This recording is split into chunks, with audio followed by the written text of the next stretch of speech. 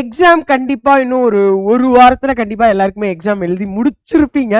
அதுக்கு முன்னாடி வந்து நிறைய பேர் பயப்படுறீங்க. பயப்பட வேணாம்டா, சில்லா இருங்க. மோஸ்டா ப்ரேயர் பண்ணுங்க. நல்லா படிங்க. படிச்சத நிறைய வாட்டி ரிவிஷன் பண்ணுங்க. இதுல நிறைய பேர் வந்து இப்போ சார் எனக்கு வந்து ஒரு ஜஸ்ட் பாஸ் எடுக்கணும், 360 வந்து 180 எடுக்கணும், இல்ல சார் எனக்கு சில டாபிக்ஸ்லாம் வந்து ரொம்ப ஹைலி இம்பார்ட்டண்டா ரிப்பீட்டடா எல்லா வருஷமும் கேட்டுட்டு இருக்காங்க, எனக்கு அந்த டாபிக் மட்டும் கொடுங்க, நான் ஒரு வாட்டி அதை மட்டும் ரொம்ப கோத்ரூ பண்றேன். இப்போ அதுல இருந்து எனக்கு வந்து கொஸ்டின்ஸ் நம்பர் ஆஃப் கொஸ்டின் இருந்தா உடனே நான் வந்து லைக் ஃபார் ஷோர்ல ஒரு 15 செகண்ட்ஸ்ல ஒவ்வொரு கொஸ்டினையும் நாக் அவுட் பண்ணி நான் வந்து என்னோட டைம் வந்து மேனேஜ்மெண்ட்டை இன்னும் நிறைய சேவ் பண்ணிடுவேன். அதை வந்து நான் பிசிக்ஸ் கெமிஸ்ட்ரிக்கு போட போறேன். அதனால எனக்கு பாட்னியில ரொம்ப ஹைலி இம்பார்ட்டன்ட் டாபிக்ஸ் வந்து நிறைய பேர் கேட்டிருந்தீங்க. அதுக்கு தான் இந்த செஷன். இதில் வந்து பார்த்தோன்னா top 10 most repeated topics by NTA. ஏன் சரி என்டிஏன்னு போட்டிருக்கீங்கன்னா, என்டிஏல இருக்கிற அஃபிஷியல் கொஷின் பேப்பர்ஸை பேஸ் பண்ணி உங்களுக்கு நான் மோஸ்ட் ரிப்பீட்டட் டாபிக்ஸ் எடுத்திருக்கேன். இதில் ஃபர்ஸ்ட் ஒன் வந்து பார்த்தோன்னா மாலிகுலர் பேசிக் ஆஃப் இன்ஹெரிட்டன்ஸ். ஏன்னா இந்த லெசன்ல தான் வந்து பார்த்தோன்னா அதிக ரிப்பீட்டட் கொஸ்டின்ஸ் கேட்டிருக்காங்க. Cell cycle, cell division, biotechnology கேட்டிருக்காங்க. பட் எல்லாத்தோட கம்பேர் பண்ணும்போது இந்த லெசன் தான் அதிகமாக கேட்டிருக்காங்க. அதில் இந்த டிரான்ஸ்கிரிப்ஷன், டிரான்ஸ்லேஷன், ஜெனட்டிக் கோட்ஸில் அதிகமாக கேட்டிருக்காங்க. அதில் ஃபோக்கஸ் பண்ணுற ஏரியா என்னன்னு பார்த்தோன்னா ஆர்என்ஏ பாலிமரேஸ் என்னென்ன டைப்ஸ்லாம் இருக்குது யூகேரியாட்டிக்கில், அது என்னென்ன டைப்ஸில் என்னென்னலாம் டிரான்ஸ்கிரைப் பண்ணி என்னென்ன ஆர்என்ஏலாம் ப்ரொடியூஸ் பண்ணுது, அண்ட் ப்ரோகேரியாட்டிக்கில் என்னென்ன டைப்ஸ் என்னென்ன ஆர்என்ஏலாம் ப்ரொடியூஸ் பண்ணுது, அதை பற்றி பாருங்க. லாக்கோப்ரான் ரொம்ப இம்பார்ட்டன்ட். லாக்கோப்ரான்ல யார் இன்டியூசர், யார் வந்து இன்ஹிபிட்டர். லாக்கை வந்து ரெப்ரஸர் புரோட்டீனை ப்ரொடியூஸ் பண்றதுனால அது இன்ஹிபிட்டர், அதனால அது ஐன்னு வச்சிருக்காங்க. இன்டியூசர் வந்து பார்த்தோன்னா லாக்டோஸ் ஆர் அல்லோ லாக்டோஸ். லாக்டோஸ்க்கும் அல்லோ லாக்டோஸ்க்கும் என்ன டிஃப்ரென்ஸ் இருக்கு அதை ஒரு வாட்டி பார்த்து வச்சுக்கோங்க. அதுக்கப்புறமேட்டு ப்ராப்பர்ட்டிஸ் ஆஃப் ஜெனடிக் கோட் ரொம்ப ரொம்ப இம்பார்ட்டன்ட். ஏன்னா நிறைய தடவை கேட்டிருக்காங்க. என்னென்ன ஆத்தர்ஸ், ஜார்ஜ் கேமோ, ஹர்கோபிந்தோ கொரோனா, அப்புறம் செவலோ அக்கான்னு சொல்லுவாங்க. இந்த மாதிரி நிறைய பேர் இருக்காங்க. இவங்கெல்லாம் வந்து என்னென்ன ப்ராப்பர்ட்டிஸ், டீஜென்ரேசி, அப்புறமேட்டு ஏயுஜே டியூவல் கோடு, ஸ்டாப் கோடான்ஸு, இந்த மாதிரி அந்த ப்ராப்பர்ட்டிஸை ஸ்டேட்மெண்ட் வைஸாக கேட்பாங்க. நீயே பாரு, லாங் ஃபார்மெட்டாக கேட்பாங்க, இல்லைனா மல்டிபிள் ஸ்டேட்மெண்ட் கொஸ்டின். ஏன்னா இப்போலாம் வந்து பார்த்தோன்னா இப்போ டிரான்ஸ்கிரிப்ஷன்லேருந்து ஒரு கொஸ்டின் கேட்குறாங்கன்னா நிறைய ஸ்டேட்மெண்ட்டை கேட்டால் அந்த ஸ்டேட்மெண்ட்குள்ளே தப்பு இருக்கா, நம்பர் ஆஃப் ஸ்டேட்மெண்ட் கரெக்டாக, அந்த மாதிரி ஃபார்மேட்டை கேட்டுட்டு இருக்காங்க. இன்னும் வரைக்கும் நம்பர் ஆஃப் கொஸ்டின்ஸ் கரெக்டாக தப்பான்னு ஜேஇல கேட்டிருக்காங்க, மதர் கவர்மெண்ட் எக்ஸாம்லாம் கேட்டாங்க, இன்னும் நீட்டில் கேட்கல. ஸோ இந்த வருஷம் 2026 கொஸ்டின்ல நம்ம அந்த மாதிரி எதிர்பார்க்கலாம். நம்பர் ஆஃப் இப்போ நீ வந்து ஏ தப்பு, ஏ ஸ்டேட்மெண்ட் கரெக்ட், பி தப்பு, சி தப்புனா அதை வச்சு எலிமினேஷன் டெக்னிக் அப்ரோச் பண்ணலாம். ஆனால் நம்பர் ஆஃப் ஸ்டேட்மெண்ட் கரெக்டாக தப்பான்னு கண்டுபிடிக்கணும்னா எல்லா ஸ்டேட்மெண்ட்டையும் படிக்கணும். அப்போ அதுக்கு கொஞ்சம் டைம் கன்சப்ஷன் ஆகுது. ஸோ ஃபாஸ்ட், காம்ப்ரிஹென்சிவ், ஃபாஸ்ட்டாக திங்க் பண்ணி அந்த 15 செகண்ட்ல அந்த ஆப்ஷனை சூஸ் பண்ணுறது தான் அங்கே விஷயமே.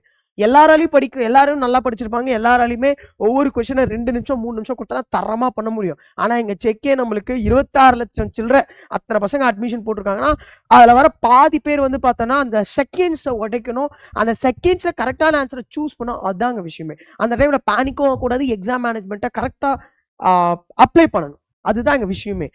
இதில் பார்த்தோன்னா பாரு 2025, 24, 23, 22, 21, 22 இதெல்லாமே அஃபிஷியல் என்டிஏல இருக்கிற அஃபிஷியல் நீட் கொஸ்டின் பேப்பரை பேஸ் பண்ணி தான் போட்டிருக்கேன். 2025 மட்டும் எனக்கு லாஸ்ட் இயரில் கிடைச்ச அந்த கொஸ்டின் பேப்பரை வச்சு பண்ணியிருக்கேன். Substage of prophase 1 of cell cycle and cell division, அதுவும் மியாசிஸ் 1ல ப்ரோஃபேஸ் 1ல இருக்க அந்த 5 ஸ்டேஜ் கண்டிப்பாக கேட்பாங்கண்ணா. மேட்ச்ல கேட்கலாம், இல்லைனா ஸ்டேட்மெண்ட் வைஸ் கேட்கலாம். மோஸ்ட்டாக மேட்ச்ல கேட்கறதுக்கு அதிக வாய்ப்பு இருக்கு. இல்லைனா சிம்பிளா ஜைகோட்டினா, அப்போ அதில் வந்து பார்த்தோன்னா சினாப்டோமல் காம்ப்ளெக்ஸ் எங்கே வருது, என்ன மாதிரி ஒரே ஒன் ஸ்டேட்மெண்ட் கொஸ்டினா கூட கேட்கலாம். இதுவும் 2025, 24, 23, 22, 21, 20, 19 7 வருஷம் கொஸ்டின் பேப்பர்ல அத்தனை வாட்டியுமே கேட்டிருக்காங்க. அடுத்தது எம்ப்ரியோ சாக் டபுள் ஃபர்டிலைசேஷனை அதிகமாக ஃபோக்கஸ் பண்ண வேண்டிய இடம் வந்து பார்த்தோன்னா ப்ளாய்டி லெவல். அது என்ன சார் ப்ளாய்டி லெவல்? இப்போ மேல் கேமிட்ல வர போலன் கிரெயின்ஸ் வந்து போலன் டியூப்ல தானே மேல் கேமிட் 2 வராங்க. அது டெட்ரா ப்ளாய்டியா இருந்தா, ஃபீமேலோட எம்ப்ரியோ சாக் பென்டா ப்ளாய்டியா இருந்தா, ரெண்டும் மிக்ஸ் பண்ணா எண்டோஸ்போம் என்ன ப்ளாய்டியா இருக்கும், எக்கு வந்து என்ன ப்ளாய்டியா இருக்கும், இந்த மாதிரி மிக்சடாக கேட்கலாம். எண்டோஸ்போம் எப்படி, சின்காமி நடந்தா எக் எப்படி, அதை பற்றி கேட்கலாம். போஸ்ட் ஃபர்டிலைசேஷன் ஈவெண்ட்ல இந்த அப்போமிக்ஸஸ், பார்த்தினோகார்பிக், ஃப்ரூட் சீடு, அதில் ஏதாவது எக்ஸப்ஷன் இருக்கு, அந்த பெரிஸ்போம், இந்த மாதிரி கான்செப்ட்லாம் அதிகமாகவும் கேட்கலாம்.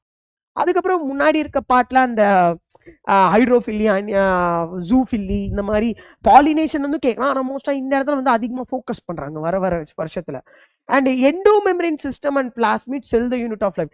எண்டோமெம்பரேன் சிஸ்டம்னா அந்த எண்டோபிளாஸ்மிக் கோஆர்டினேஷன் ஃபங்க்ஷன் என்ன மாதிரி ஆர்கனல்ஸ்லாம் இன்வால்வ் ஆகுறாங்க, லைக் வந்து அந்த endoplasmic reticulum, Golgi bodies, lysosomes, அந்த மாதிரி எப்படி கோஆர்டினேஷன்ஸோட எப்படி டெலிவர்டு பண்றாங்க அந்த மாதிரி விஷயத்த பாருங்க. பிளாஸ்டேட்ஸ்ல இந்த லூகோபிளாஸ்ட மோஸ்டா கேட்பாங்க. அந்த 3 டைப் இருக்கு. குரோமோபிளாஸ்ட் இந்த மாதிரி டைப்ஸ்ல மோஸ்டா கேட்பாங்க. ரைபோசோம்ல என்னென்ன 70s 80s இதை வந்து molecular basic of inheritance link பண்ணியும் படிங்க. அதுல என்னென்ன சப்டைப்ஸ்லாம் இருக்குன்றத பார்த்துக்கோங்க. ஓகே, இதுவும் அத்தனை வருஷமும் கேட்டிருக்காங்க. அடுத்தது பாப்புலேஷன் இன்ட்ராக்ஷன், ரொம்ப இம்பார்ட்டன்டா. ஏன்னா எல்லாருமே இந்த லெசனை வந்து அண்டர் எஸ்டிமேட் பண்றாங்க. ஏன்னா சரி, மியூச்சுவலிசம், கமென்சாலிசம், பேரட்டிசம், பிரெடேட்டிசம் இதெல்லாம் வந்து ஈஸியாக தான் இருக்கும். ஆனால் இப்போ பேரட்டிசம் இன்ட்ரா ஸ்பெசிஃபிக், அந்த காம்படிட்டிவ் ரிலீஸ், அப்புறமேட்டு what is are resource partitions, இந்த மாதிரி அந்த சப் டாபிக் கீழே இருக்கிற ஒரு டாபிக். இப்போ காம்படிஷன் எடுத்து அந்த காம்படிஷன் கீழே intra specific, intra Spacey's competition, அதில் ரிசோர்ஸ் பார்ட்டிஷன், காம்படிஷன் ரிலீஸ், இந்த மாதிரி அது கீழே இருக்க சப் டாபிக்ஸ் அதோட எக்ஸாம்பிள்ஸை ஃபோக்கஸ் பண்ணி படிங்க. இதை நீங்கள் வேகமாக மனப்பாடம் பண்ணுறதை விட எந்த டாபிக் கீழே என்ன மாதிரி 2 எக்ஸாம்பிள் வச்சிருக்காங்க, இந்த 2 என்ன, அந்த மாதிரி மெமரைஸ் பண்ணி படிச்சிங்கன்னா உங்களுக்கு ரொம்ப யூஸ்ஃபுல்லாக இருக்கும். அதில் லாஜிஸ்டிக் க்ரோத்து, ஜாமெட்ரிக்கல் இதெல்லாம் வந்து கொஞ்சம் ஒரு வாட்டி கேல்குலேஷனாக பார்த்துக்கோங்க. அதோட ஃபார்முலாஸ் மட்டும் பார்த்துக்கோங்க. அதை நிறைய தடவை கேட்குறாங்க, தொடர்ந்து வருஷமா கேட்டுட்டு இருக்காங்க. இதுவும் பார்த்தோன்னா இத்தனை வருஷம் கேட்டிருக்காங்க. பிளான்ட் க்ரோத் அண்ட் டெவலப்மெண்ட் லெசன்ல வந்து பார்த்தோன்னா கண்டிப்பா 5 ஹார்மோன் பார்த்துக்கோங்க. அதில் முக்கியமா எத்திலீனா பார்த்து வச்சுக்கோங்க. ஏன்னா எல்லாருமே எத்திலீனை வந்து இன்னிபிட்டர் நினைக்கிறாங்க, அது ஒரு ப்ரொமோட்டிங் ஹார்மோன். ஸோ அந்த எத்திலீனை பற்றி பார்ப்போங்க. ஒவ்வொரு ஹார்மோனில் இருக்க ஸ்பெஷல் கேரக்டர்ஸ், ஆக்சின்னா ஏபிக்கல் டாமினன்ஸு, அந்த ஆத்தர்ஸு, ஜிபர்லினா வந்து அந்த போல்ட்டிங் ப்ராசஸ்ஸு, அப்புறமேட்டு எத்திலின்னா ரைப்பனிங்காக, அதுக்குள்ள அதர் அட்வான்டேஜஸ், அப்புறமேட்டு சைட்டோகைனின் ரிச்மேன் லாங் எஃபெக்ட்ஸ், இந்த மாதிரி பார்த்துக்கோங்க. இதோட ஃபிசியோலாஜிக்கல் எஃபெக்ட்ஸுமே வரும். அண்ட் டிஃபரன்சியேஷன், டீடிஃபரன்சியேஷன், ரீடிஃபரன்சியேஷன், பிளாஸ்டிசிட்டி, இந்த கான்செப்டையும் ஒரு வாட்டி பார்த்துக்கோங்க. அதையும் கேட்டிருக்காங்க. ஆனால் தொடர்ந்து பார்த்தோன்னா ஹார்மோன்ஸ்லேருந்து அதிகமாக கேட்டிருக்காங்க. அந்த 5 ஹார்மோன்ஸோட ஃபிசியோலாஜிக்கல் எஃபெக்ட்ஸ் வந்து கேட்டிருக்காங்க. And aestivation, placentation, modification of அந்த மார்பாலஜி ஆஃப் ஃப்ளவரிங் பிளான்ட், கண்டிப்பாக ஈஸ்டிவேஷன், பிளாசன்டேஷனை திருப்பி சொல்கிறேன், பார்த்துட்டே இருங்க. அதோட எக்ஸாம்பிள் இதில் மோஸ்ட்டாக ஆக்சியல் பிளாசன்டேஷனையும் அந்த ஃப்ரீ சென்டர்லையும் வந்து கன்ஃபியூஸ் பண்ணி மாதிரி கேட்பாங்க. இதையும் இத்தனை வருஷம் கேட்டிருக்காங்க. ஆல்கேவோட பிக்மெண்ட் அண்ட் ஸ்டோர்டு பாடிஸ், குளோரோஃபைசியே இருந்தால் என்ன மாதிரி ஸ்டோர் ஆகும், அப்புறமேட்டு ஃபியோஃபைசி இருந்தால் அல்ஜின் எங்கேருந்து வரும், கெராகின் எங்கேருந்து வரும், ஃபியோஃபைஸ் தான் மேனிட்டால் லேமினரின், ஃப்ளோரிடியன் ஸ்டார்ச், இந்த மாதிரி பைரினாய்ட்ஸில் ஸ்டார்ச்சு கூட லிப்பிட்ஸ், அந்த ப்ரோட்டீன்ஸ், இந்த மாதிரி என்னென்ன ஸ்டோரேஜ், என்ன மாதிரி பிக்மெண்ட், ஏபி, ஏசி, அப்புறம் ஃபைகோஎரித்ரின், இந்த மாதிரி அதோட எக்ஸாம்பிள்ஸ், அதை பேஸ் பண்ணி நிறையா கேட்டிருக்காங்க. இந்த மாதிரி இதுவும் இத்தனை வருஷம் கேட்டிருக்காங்க. And microbes and bio active மாலிகூல்ஸில் வந்து பார்த்தோன்னா மேட்ச் த ஃபாலோயிங்கில் என்னென்ன மைக்ரோப்ஸ், என்னென்ன ப்ராடக்ட், என்னென்ன யூசஸ்லாம் பண்ணுச்சு, இதை வந்து கன்ஃபியூஸ் பண்ணுற மாதிரி கேட்பாங்க. பட் அதையும் அது ஆனால் ஈஸி தான். எந்த இடத்துல இப்போ வந்து பார்த்தோன்னா பேக்கிங் ஈஸ்ட்டு, பீவரிங் ஈஸ்ட்டு, ரெண்டுமே ஒரே ஈஸ்ட் தான். இதை தாண்டி நம்மளுக்கு வந்து சாக்கரோமைசஸ் செரிவேஷியா வந்து ப்ராடக்ட்ஸாகவும் சொல்லியிருப்பாங்க. ஸோ அந்த மாதிரி இடத்துலையும் பாருங்கள், இதையும் நிறைய வருஷம் கேட்டுகிட்டே இருக்காங்க. And next photosynthesis in flowering பிளான்ட்ல light reaction and dark reaction. Light reaction chemiosmotic theory, Z scheme and cyclic phosphorylation. Dark ரியாக்ஷன்னா C4 படிச்சிங்கன்னா C3மே கனெக்ட் ஆகிடும். ஓகே, அது ஒரு வாட்டி பார்த்துக்கோங்க. அதில் கிரான்ஸ் அனாட்டமினா என்ன, அந்த பாலிசைட் பாருங்கம்மா, ஸ்பாஞ்சி பாருங்கம்மா, கிரான்ஸ் மாதிரி அந்த வீல் மாதிரி, காட் வீல் மாதிரி சுற்றி இருக்கும். அது ரொம்ப ஃபோக்கஸ் பண்ணி படிங்க. PS1 PS2 எலக்ட்ரான் டிரான்ஸ்போர்ட் அந்த இசட் ஸ்கீமில் எப்படிலாம் போகுது அதை ஒரு வாட்டி பார்த்துக்கோங்க. அண்ட் இது கூட ஃபேக்டர்ஸ் அஃபெக்டிங் பாருங்கள், அதையும் ரிப்பீட்டடாக கேட்டுட்டு இருக்கோம். ஸோ இப்போ நான் பார்த்த 10 டாபிக் வந்து எல்லா வருஷமும் கடந்த ஒரு 5 வருஷத்துல மினிமம் 5 வருஷம் கேட்டிருக்காங்க, மேக்ஸிமம் 7 வருஷம் இந்த டாபிக்ல இருந்து கேட்டிருக்காங்க. ஸோ இந்த டாப்பிக்கை அதிகமாக ஃபோக்கஸ் பண்ணுங்க. லாஸ்ட் மினிட்ல இப்போ கூட நான் இப்போ சொல்லிட்டேன், இது ஒரு 5 நிமிஷம் 10 நிமிஷம் வீடியோ தான். இதை பார்த்துட்டு உடனே அந்த டாபிக் ஒரு 1 ஹவர்ல ஃபுல்லாக ரிவிஷன் பண்ணி பக்காவா தரமா ஒரு வாட்டி வச்சுக்கோங்க. திடீர்னு பார்த்தா எக்ஸாமுக்கு முன்னாடி இது ஒரு வாட்டி ஃபோக்கஸ் பண்ணோம், எல்லாத்தையும் நம்ம ஃபோக்கஸ் பண்ணோம். பட் இதுக்கு ஒரு ஹை ப்ரியாரிட்டி கொடுங்க. ஏன்னா இத்தனை வருஷம் கேட்டிருக்கும் போது இந்த வருஷமும் நம்மளுக்கு கேட்கறதுக்கான ஹைலி பாசிபிலிட்டிஸ் இருக்கு.